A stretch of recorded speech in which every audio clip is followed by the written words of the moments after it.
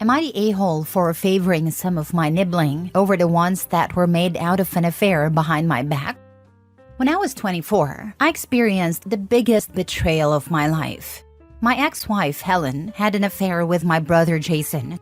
It wasn't just that I found out about the affair, but I also learned that the child I had been raising for almost 3 years wasn't mine. It was Jason's. We got divorced, and I made sure Helen was drained in the divorce. After the divorce, Helen and Jason got married, and I told Jason he was dead to me. I made it clear that whatever kids he had in the future would never be considered my family. Fast forward to now, Jason's oldest kid is 15. I don't interact with him or his other 3 siblings. I'm not rude to them, but I keep it civil at most. I won't lie, I favor my other nieces and nephews from my younger sister over Jason's kids. I take them out, buy them things, and genuinely enjoy spending time with them. I love them with all my heart, and I know they love me too. I'm not married and don't plan to be again, but I'm in a long-term relationship and have a well-paying job. Because of that, I can afford to spend on my nieces and nephews, and I don't hesitate to do so, within reason of course. Recently, I bought my nephew Tyler a new monitor and PC. He's really into gaming, and his whole setup was getting outdated. So I thought he could use an upgrade. A couple of days ago, I took him out, and when I went to pick him up, Jason and his family were there. I ignored Helen and Jason, said hi to my sister and the kids, and left with Tyler. When we got back, Tyler was, of course, excited and showing off the new gear. I could tell Jason's kids were jealous, but that's not my problem. Tyler went upstairs to set it up, and Jason and his family left. Later, my sister pulled me aside and asked if I could stop buying expensive stuff like that in front of Jason's kids, because it hurt their feelings. I told her that wasn't my issue. In the real world, they're going to see other people getting things they can't have, and they'll just have to deal with it. She accused me of punishing them for what Helen and Jason did, but I told her I wasn't. We went back and forth, with her asking if I was punishing innocent kids. I told her again that just because I wasn't spending money on them didn't mean I was punishing them. I got frustrated and told her if she was so worried, I could stop supporting her kids and give that money to Jason's kids instead. That shut her up, and I left. Later, she called me and said she just felt bad for them. She understood why I wasn't close to them, but mentioned how often Jason's kids ask why I hate them and why they can't have fun with me too. She asked me to at least consider building a relationship with them, even if I don't spend money on them. I don't understand why I should feel obligated. I don't owe them anything. They have 2 other uncles and 2 aunts, so it's not like they're deprived of family. Why should I force myself to spend time or money on kids that were born out of an affair? To me, that's all they are, especially the one I raised for 3 years. It's also infuriating that they only told me about the affair because Jason finally wanted to be a dad. What if he had never decided that, and I ended up raising another man's child for even longer? Now they expect me to put my feelings aside again? I already did that during the divorce, when my parents and siblings sided with Jason and Helen, just because she was pregnant. The only person who supported me at my lowest was my sister, the one here now. I know she means well, but I'm tired of this situation. That's why I'm here. I feel like a mess and just need some outside opinions. What do you think? Now for the top comments. Don't cut off your relationship with your sister or her kids.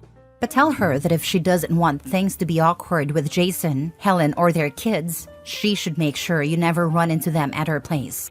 If they drop by unexpectedly when you are coming over, she should text you so that you can stay away. And she should tell her kids not to brag to their cousins about stuff you give them. Jason and Helen's kids should absolutely know the history of why you don't have a relationship with them. The 15-year-old in particular is old enough to understand. It won't be pleasant knowledge for them, but somebody needs to tell them that you don't just randomly hate them because of something wrong with them. Kids tend to assume the worst about themselves, and it's not fair to them to let them go on thinking they did something to alienate you. I'm not saying you should push yourself to have a relationship with them, but they deserve the truth, in an age-appropriate way. So true. Kids often blame themselves when things are not right. Share the truth with them, and let their parents explain what garbage they are to the kids. The fact that the kids are asking questions points to the truth coming out sooner or later. And that will hurt the kids even more, and it will be entirely their own fault. Not the a-hole. Your ex had a long-term affair with your brother and lied to your face daily the entire time she let you think the child you raised for almost 3 years was yours when it was his. Why in the world would anyone think you would want anything to do with your ex and your brother? And as there is no relationship with them, why would you have a relationship with their children? Yes, it is sad, but innocents are sometimes the victim of the poor decisions made by their parents. I wonder if your sister's husband came home, told her he was leaving her for her other sister, then had kids with her other sister. Would she run right out and have a loving relationship with those kids? Next story. Am I the a-hole for giving my son a down payment on a house but not my daughter? I have 2 kids, a son and a daughter. My son is a hard-working guy, been saving up for years, but he's struggling to get a house in today's insane market. My daughter, on the other hand, married a wealthy guy a few years back. Her husband's family is loaded, and they live in a big fancy house that, frankly, makes ours look like a shack. No shame, just reality. My son finally found a place he loves, but he was short on the down payment. My wife and I decided to help him out, give him some cash to make it happen. We're not talking millions here, just enough to get him over the line. He's super grateful, and honestly, it feels good to be able to do that for him. Now, my daughter heard about it and she's furious. She's accusing us of favoritism, saying that we never gave her any financial help like this. Thing is, we did help her a lot in the past. She was kind of a mess growing up, always getting in trouble, dropping out of college, even a stint in rehab. We spent a small fortune getting her life back on track. And when she married into money, we thought, great, she's set now. We're not exactly rolling in it ourselves, so helping her husband buy a 3rd vacation home is not on our list of priorities. Now she's telling everyone I'm playing favorites and it's driving a wedge in the family. I don't think it's unreasonable to help my son get a house when he's starting from scratch, especially since we've already given her so much support over the years. So am I the a-hole here, or is my daughter just entitled? Not the a-hole. Tell her that you have supported them each financially in the way that they needed. She got rehab, and he got a house. Or ignore her and don't explain it at all, because you don't owe an explanation to a grown adult that's acting like a spoiled brat. She doesn't need help with a house, and her brother does. Why is that a problem for her? He's just helping his son get on his feet. His daughter is already well off, so it makes sense that his son would need more financial support at this point. They already helped her daughter through rehab and getting to her feet. My parents helped my siblings by guaranteeing both their home loans. For me, they gave me $10,000 for a home, as after retirement they disqualify as guarantors. They babysat thousands of hours for my siblings, for actual kids and pets over ongoing 20+ years. But I have asked maybe 100 hours in total for my cats over 4 years. Yeah, count out the total in both hours and dollars. Bet the daughter is up thousands. I'm in recovery and went to rehab 5 times. My family spent at least $100,000 desperately trying to get me sober. They've gone to family days at some of these rehabs and spoken to their other families. Some took out second mortgages on their houses and other drastic measures. It's expensive to get actual good treatment, in the US at least. Next story. Am I the a-hole for letting my ex and my kids' half-siblings be poor when I could help? I have an ex with whom I share 2 kids, 13 male and 12 male. Our relationship did not work out and we broke up 7 years ago. Since I was the financially stable one, she wanted me to have full custody. I have had full custody ever since. She has visitation, but she only uses it intermittently. Quickly after the breakup, she started dating a guy with money. He is from overseas. She quickly got pregnant by the guy and they had a son. The guy did not want to raise someone else's kids, so she moved 3 hours away and completely stopped seeing our kids for almost 2 years. It turns out the guy's money was actually family money, and when his conservative family found out about my ex and the baby, they cut them off. Also, their son had some developmental issues. She got pregnant again, and a few months later, her boyfriend left and returned to his home country. She is now 6-ish months pregnant with no job and taking care of a special needs kid. She called me last week and asked me for financial help. They're living out of a motel and she is running out of money. I have a lake house about 30 minutes from her. She asked if she could stay there. I said no. She asked if I would send her money. I said no. She called me an a-hole. She said that I am letting my family suffer unnecessarily when I have the means to help. I told her I have no obligation to help, and we have been arguing ever since. Am I the a-hole? Not the a-hole. You have responsibilities to your kids, as did she. But she doesn't have custody, so let's say that's not part of this particular question. You do not have responsibility to your ex or any other kids she has. She can call you anything she wants. She's your ex. You can't facilitate visitation or anything else that's for the benefit of your two children. But it's more than reasonable to say no to anything else. She needs to chase the other kid's father or other family down for their support if she can. Correct. My ex has kids with a new person. I have no desire to meet them. My son occasionally interacts with them, which is fine. But I have no obligation or responsibility in that. They have two parents. I'm not one of them. Did she have second thoughts before leaving her own kids for another man? No. She was heartless, so then now she can't request anything. Have you ever contacted your lawyer when she moved and dropped contact with your kids? It might be a good idea. Protect your children from this on and off relationship. It's not heating emotionally. Basically was told that it is virtually impossible to remove visitation rights without some evidence of abuse.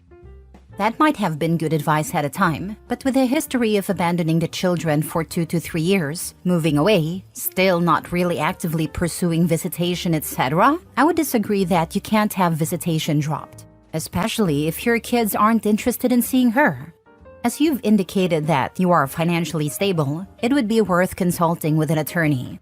Protecting your biological children trumps all. Just my thoughts. The people who told me it was basically impossible are my attorneys. Next story. Am I the a-hole for refusing to cancel my vacation after my brother demanded I pay for his emergency surgery instead? So here's the situation. I, 30 female, have been planning a 2-week vacation to Europe with my partner for the past year. We've both saved up a lot of money for this trip, and it's a big deal for us because we've never been on a major vacation together before. The flights, hotels, everything has already been paid for. Last week, my brother, 35 male, called me in a panic, saying he needs emergency surgery for a dental issue. It's not life-threatening, but his tooth infection is bad, and it needs to be dealt with soon. He doesn't have insurance due to lifetime of bad financial decisions, and the procedure is going to cost about $10,000. He asked me to loan him the money, but there's no way I have an extra $10,000 lying around after paying for this vacation. When I told him that, he got mad and said I should cancel my trip to help him, since family comes first. He even suggested I ask for refunds on the flights and hotels, as though that would magically solve the problem. I told him I felt bad for his situation, but I wasn't going to cancel a trip we'd been planning for a year over his poor financial choices, especially when this isn't a life-or-death situation. He lost it, called me selfish, accused me of abandoning him in his time of need, and got our mom involved. Now my mom is pressuring me to cancel and help him out, saying it's just a vacation and I can always reschedule. But I don't think it's fair that I should be expected to sacrifice something I've worked hard for because my brother can't handle his own responsibilities. Am I the a-hole? Is he lying about the cost to drain me of money or something? Now for the comments. And how much is mom contributing, since she's butting in? The dentist has payments planned too. Care credit is a thing, and I want to know what dental procedure costs $10,000 that deals in infections, because I've been through a load of dental procedures, and none of them came close to that amount. I used to be a dental assistant. There is no emergency that is $10,000. A tooth extraction with bone graft and implant don't cost anywhere near that much. My first thought was that this procedure isn't going to cost that much. My second thoughts was that bills from urgent dental procedures that aren't covered by insurance are usually sent to his home after the procedure is finished. Even hypothetically, if OP offered to pay, she could ask to see the bill/claim and pay the dental office directly. My third thought was that the brother probably would have demanded that OP pay him directly and not the dentist, which is a total BS because he doesn't need the money for a dental procedure. He chose a dental procedure because it's not like OP can open his mouth and check that the surgery actually happened. The money would be gone, and OP would have been funding another one of his crappy financial decisions. Not the a-hole, he's trying to scam you. Last story. Am I the a-hole for confronting my daughter-in-law about her constant lying and refusing to apologize? I, 56 female, have a son and things have been tense because of his wife, Emily, 28 female. I've noticed over the past year that Emily tends to stretch the truth or flat-out lie about things, both big and small. At first, it was little things, like saying she couldn't come to family dinners because of work, only to post on social media that she was out with friends. Then it escalated to bigger things. One example that really bothered me happened recently. We were both supposed to attend a charity fundraiser. I was there the entire evening and never saw her. When I later asked if she had made it, she insisted that she had been there the whole time, and even said she saw me but was too busy to come say hi. This wasn't true. I know for a fact she wasn't there. The volunteers list was small and I definitely would have seen her. We are all in the same room. More recently, she lied about something involving a family event. We were planning a small gathering for my husband's birthday, and Emily told me she'd arranged a cake from his favorite bakery. The day of the party, she showed up empty-handed, claiming they lost the order. When I called the bakery to see what happened, they had no record of any order ever being placed. That was the last straw for me. I pulled her aside later and confronted her about her constant lying. I tried to be calm and respectful, but I told her that her dishonesty was starting to affect how I viewed her and that it was creating tension in the family. She literally messed up my husband's birthday with these lies. She completely denied it and got really upset, saying I was making her out to be a bad person and that I was overreacting. My son got involved and is now angry with me. The whole thing has caused a rift, and now Emily refuses to come to any family gatherings unless I apologize. I feel like I had every right to call her out, and I have nothing to apologize for. Not the a-hole. I could not tolerate that lying either. Apparently your son does tolerate it, or he's in denial. You may have to choose between being right and having a relationship with your son, unfortunately. I truly have no idea what he is doing. It's so obvious. I don't know how he doesn't see it. Have you had a conversation with him about it? Yeah, I did that before. He brushes it off, claims I am trying to start an issue.